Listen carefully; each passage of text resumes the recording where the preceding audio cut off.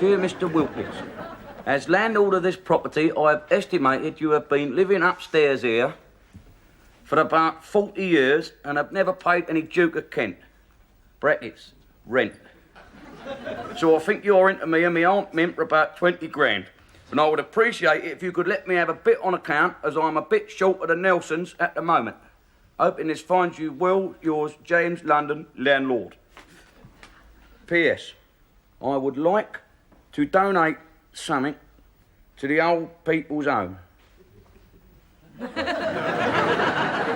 My dad. Right, Jimbo, never know your luck. Tuck that under his door and see what happens.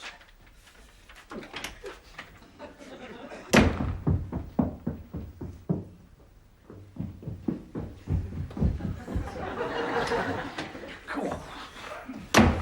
Right.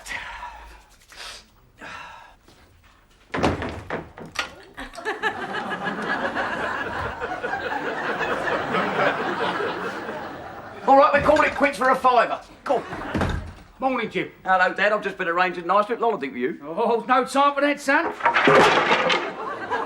thought I'd make a start on them rotten floorboards. Oh, yeah? What are you going to replace them with? An old rabbit hutch? There's gratitude, eh? I risked my life getting this timber. What, that? What'd you do, dive in a canal for it? No, I borrowed 10 quid out of your mother's holiday money. Oh, you ain't risk your life, mate. You're throwing it away, she'll kill you. Ah, no, not if you explain it was emergency, see? Because what sort of mother would see her only current bun suddenly disappear for his floorboards forever? Get out of it. That's never 10 quid's worth of floorboards. That's half a quid's worth of old firewood. Oh, I thought you was only going to walk on it. I didn't know you was going to cover it in green baize and hold a snooker tournament. By the time, Father, you have got that lot under the carpet, you'll be able to drive a tank over it. All right, then, so it's not first-class materials. I've had to keep a few bob back for plastering, haven't I? Oh, keep a few bob back for you to get plastered, more like. No, it's the walls, isn't it? They've all blown. I was here last week and I gave it a look. It was all loose, the plaster. Here, look. Oh, no. Move that. It was here, it was. Do you have to? No, it's all loose. Listen here. Here.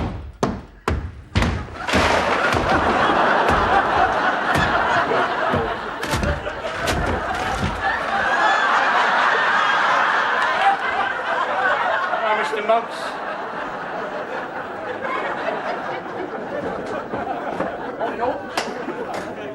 Morning, Brian. Hello, Jim. Oh, well, come on, give us a pint of the old watered-down amber nectar and stick it on the slate, mate. Sorry, Jim, it's my governor. He wants me to help him with a new idea he's had, which is every time I serve a customer, I'll put some money in the till. It will never catch on, mate. Yeah, well, I thought it was a bit revolutionary myself, but he does love a tune on the old Jewish piano, so who am I to argue? Oh, Brian, you're not going to be one of the lapdogs to the capitalists, are you? Oh,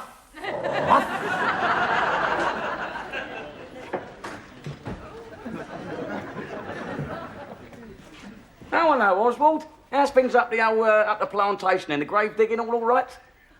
Oh, no complaints, Jim, no complaints. Oh, I shouldn't think there would be any complaints, mate. Yeah. Here, if you ever need any hand with a stock taking, don't forget me, will you? I don't think we do any stock taking. Oh, well, another door closes. Here, you was a rear gunner on a milk float, weren't you? Perhaps you can sort out a little argument me and Brian's having. Now, I reckon there was 2 pints in the old quart. He reckons 3, you see. I reckon 2. No, 2, Jim, definitely 2. Yeah, I remember because we used to have quart bottles. Yeah. They was much bigger than the pint ones. Nearly twice as big. Yeah, I knew I was right. Well, tell him anyway, it's 2 pints. You tell him. Yeah, Brian, that's 2 pints. all right. Ready, serve, Oswald, will you? I do hate a bad loser, don't you, mate? Well, I see you're still reading the old thinking man's comic, the Beano. Dennis the Menace still with us? Yeah, but I ain't seen Desperate Dan in here lately. Probably can't get a pint on the slate. Cheers, Oswald. Oh, cheers, Jim. Very hospitable of you, mate.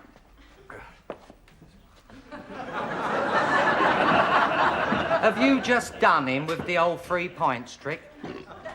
You ought to be ashamed. I mean, doing old Oswald, you know he's not playing with a full deck. Don't worry, I'll make up to him, won't I? I'll probably run a mock up the job centre if you're on overtime for a fortnight. Do you know something? If you used your loaf, that little house of yours could be a right little gold mine. An earner par excellence. Brian, correct me if I'm wrong. Could it be a slight possibility I'm drinking neat lager because you forgot to put the water hose in the barrel this morning? Or is it because I don't know what the hell you're talking about? That room upstairs could be let. You'd make a fortune. Look, one of my customers was telling me about some mystery old geezer who owns half of Alma Road. He's got lodgers, 9 to a room. 20 quid a week each, no questions asked. Yeah. So all I've got to do is find another 8 poor sods to share with a miserable git with dirty, filthy habits and ambition to kill someone. You get longer queues selling tickets for last year's cup final. Yeah, well, you'll have to get him out. How am I going to get him out? How? I mean, what am I going to send round here, eh? A zombie and 2 hounds from the Baskerville. He'll probably eat their dog and I'll get 6 months for harassment. Yeah, that Rackman.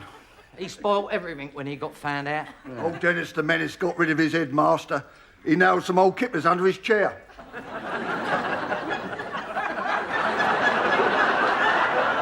Oswald, very nice, mate, but I think my logic could do with a couple of Jack the Rippers, one under each armpit for deodorant. Oh, stop talking about Alsatians and kippers. We used to say things like that in group therapy. You do any good? No, not much. You ain't doing me a lot of favours either. Well, look, if you ain't going to be serious about it, we might as well all sit down and read the Beano. Yeah, after you, Oswald. Look, Brian, seriously, how come you're suddenly so determined to turn me into a slum landlord? Look, I've been thinking about this. If we can get your old squatter out, that room upstairs is going to take a bit of renovating before it becomes an earner, right? Renovating? You ain't kidding, mate. I reckon it's only the woodworms holding their hands together that's keeping the blooming ceiling up. All right, well, supposing I put up the ante. Say, 200 quid for a third of the profits. Now, how does that grab you? Oh, I don't know, Brian. I can't think when I'm sober, you know what I mean? I'll get dry and thirsty, you know what I mean? I need lager.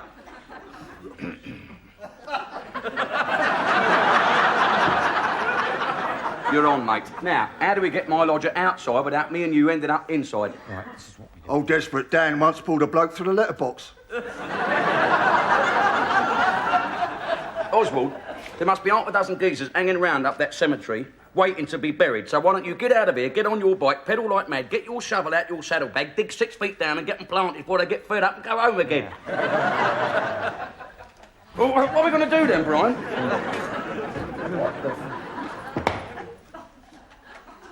Morning, Governor. What are you going to have? No, thank you, Barman. We're on duty. Corporal Jones! Sir! I want you to look very carefully at my body.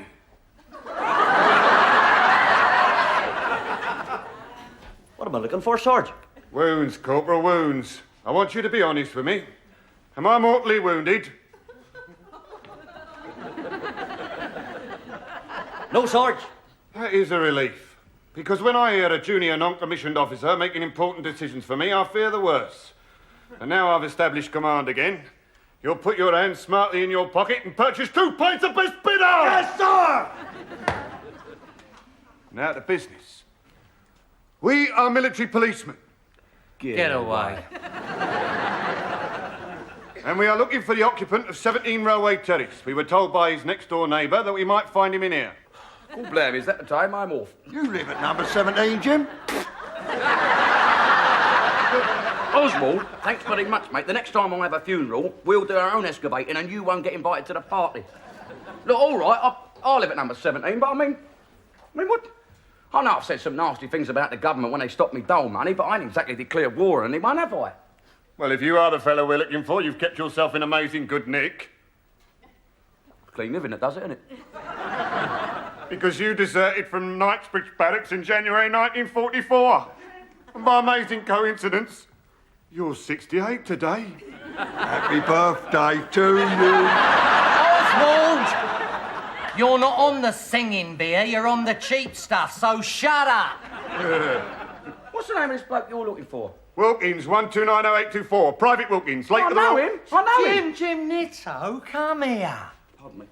Oh, what's the matter with you? Get a grip of yourself. You know we don't grass one another. It's the code. Do you know what they're talking about? I don't care. It's the code. Ryan, listen, it's the geezer who stands between me and you and the money.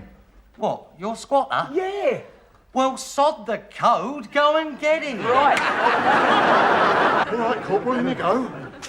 How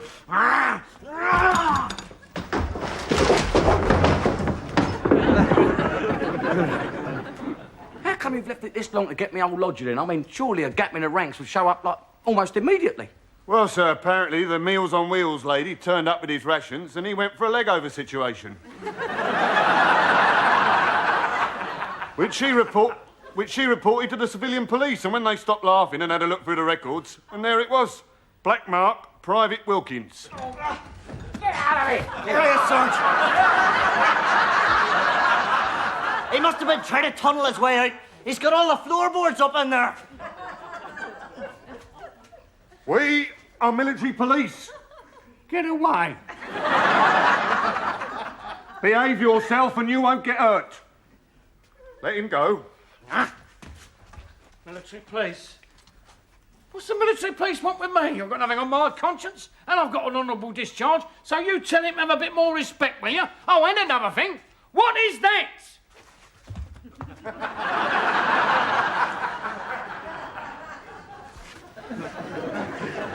Who was that? Probably someone breaking in to nick me floorboards. Would they do that? I do it all the time round here, mate. Yeah. I mean, look at last week. Someone nicked old Granny Grubb's door knocker. She had to use the one at the town hall. Anyway, that wasn't our man. Wrong age group and too easy. What do you mean, easy? Well, according to the records, your Mr. Wilkins used to be a commando and very well thought of for killing people with his bare hands. You're joking, aren't you? No.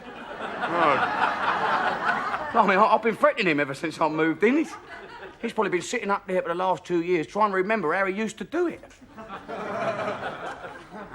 Is that where he lives, upstairs there? Yeah. Hey?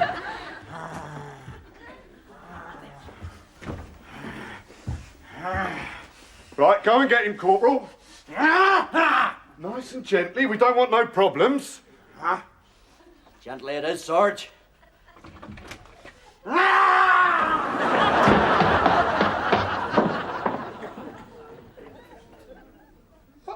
I was thinking about... I was thinking about what you told me about this old lady. They pinched her door knocker, and she has to use the one at the town hall. Yeah. The worst thing is they're closed on Saturdays and all. Right, come on, French Wilkins, that's on the outside, are you? That's what we told her. Oh, right lost to the diplomatic service he must have been.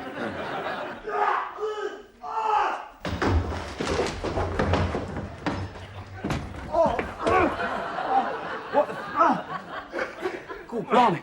His memory must have come back. What's to do, Corporal? What are you getting so emotional about? It was him, the crafty wee sod. He locked the door.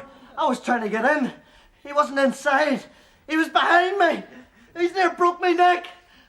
And God knows how I'm going to manage him on honeymoon night. What are you going to do, Sarge? No hurry, I'll think about it while I regroup and bury me dead. I mean, what are you going to do when you capture him? We'll take him back to Knightsbridge Barracks where he'll get formally kicked out of the army. And when I tell him what he's done to my corporal, they'll probably give him a party. Then I'll bring him back here. Bring him... I don't want him back here. Well, what do you want us to do? Shoot him? No.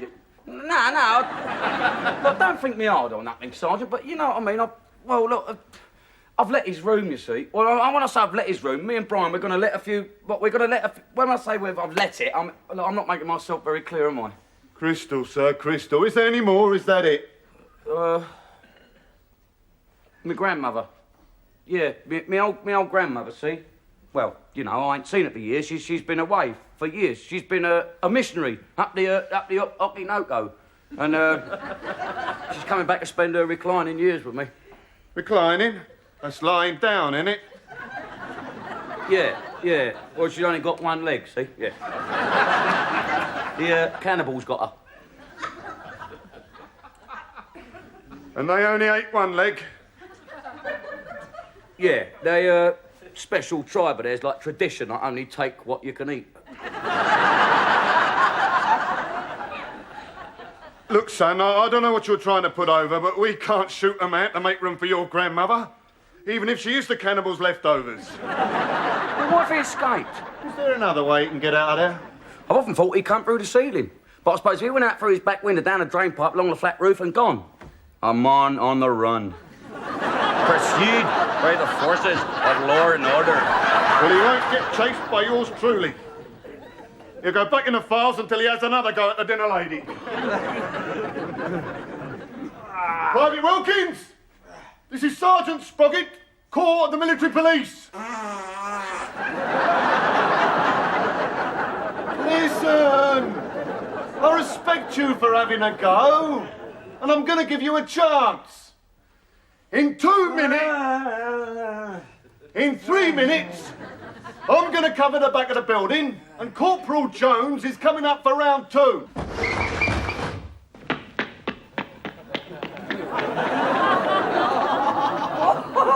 Goodbye, Mr. Wilkins here. Well done, Sarge. It was nothing. When you've been through what I've been through, a piece of cake. Corporal, let's have you fell in. We'll call in a couple of pubs by the barracks and mix it with the licentious soldiery so you'll have an alibi for your wounds. Chop, chop, 1, 2, 1, 2. Hope your granny likes the room. Hey? Your granny. I hope she likes the room. Oh, yeah, thanks, yeah. If she doesn't, you can tell her to hop it. Hey? Do you get it? Hop it! Hop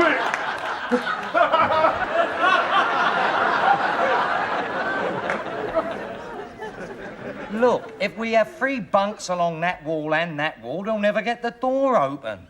We'll take the door off. I mean, 9 geezers dossing in there, they're going to need all the ventilation they can get, aren't they? Last thing they want's a door, right? All right, but what about them bunks at the end there? What about them? I mean, 2 of them are going to be about 4'6", and the other one will be shaped like a boomerang. All right, we get a couple of little short wheelbase geezers fit in them bunks and we get a deformed bloke that's shaped like a boomerang. Oh, this is great, isn't it? I can see this already. The only time we're going to have an house full is when the circus comes round. Oh, dear. Not that small. Oh, there you are, Jim. Oh, I've done your floorboard, son, but you'll have to watch it just inside the door because I had to use what I had left. Some 2B1 and a bit of broom handle. It'll be all right when you get used to it. I didn't realise that, yeah. Here, look, Brian, get us a pint, son, quick as you can. Oh, good evening, Mr. Moggs. I'm sorry about the hole in your wall. What I've done, just temporary like, is I've hung a picture over it. A picture of Jim's granddad. Nice old boy. Now, you can have him facing you or with his back to you. You make up your own mind, there's no hurry. Are you smiling? I've just had some very good news. Oh, that's nice. You can't beat a bit of good news, can you? Wouldn't you like to know what my good news is? Of course, Arnold. What are friends for? It's my solicitor, actually. He thinks he's found a way to put you in prison. Oh, for knocking a hole in a wall? Exactly. You see, he has discovered one of those ancient laws that still exist in the rich tapestry of British jurisprudence. The law of nulli causa derelicti. Don't knock the property. Which makes knocking holes in other people's walls practically a capital offence. I think you should have some more water with it, Arnold. That's not mine. Mine's a sherry. Oh, my good God.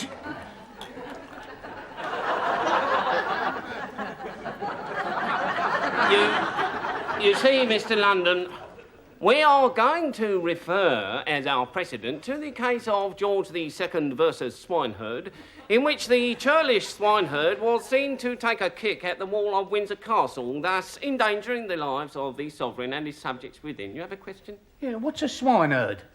Well, the picture that comes to my mind is of you surrounded by your family. However, the swineherd mentioned heretofore was given a fair trial and sentenced to rot in chains in Newgate Prison. Sadly, we may have to meet them halfway on the last bit, but you get the general idea. I'll rest my case. Look here, mate, you can't frighten me. I can get solicitors and all, you know. Oh, yeah? What you going to pay him with? An overdraft from the Social Security? You wait till my Jim gets his scheme going. We'll be rolling in it. Oh, yeah? That sounds interesting. We'll just have to settle. 2 sets of bunks, 6 lodgers.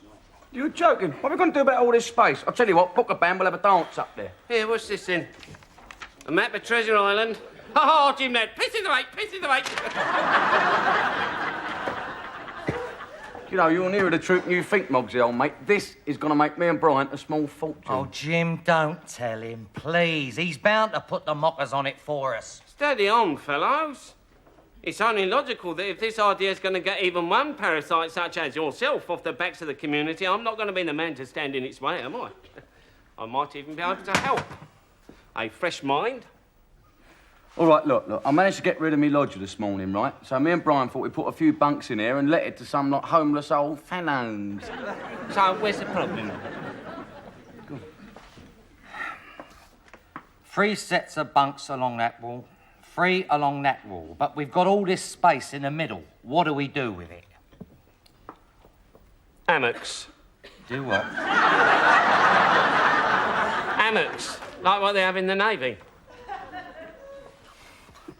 Arnold, you are a genius. Hammocks. It has been said. And now we have converted number 17 into a common lodging house. Well, hang on. Steady on, mate. You know what I mean? Might be common to you, but this is going to be home for a homeless old fellas. 9 of them. Yeah. Or 10 or 11. Well, if we get some thin ones. Just one minor problem. What's that? Planning permission. But not to worry, because I'm chairman of the local planning committee. And I can cut a lot of red tape for you. And I can tell you now that when it comes to getting this past our committee, you have a better chance of being struck by thunder.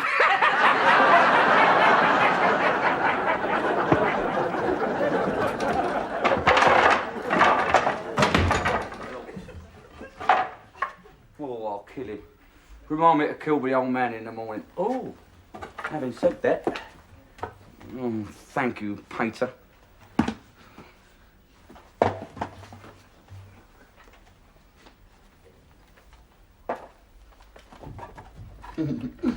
Hello, fellows. Time to get this past your planning committee. Torpedo tube. Hello. Stand by. Load main tubes. Fire one. Fire one. Good shot. What's going on, London? Just you watch it. I've had enough of you two. You and my dad, I'm going to get you and my father off my back once and for all, like I've done my old squatter.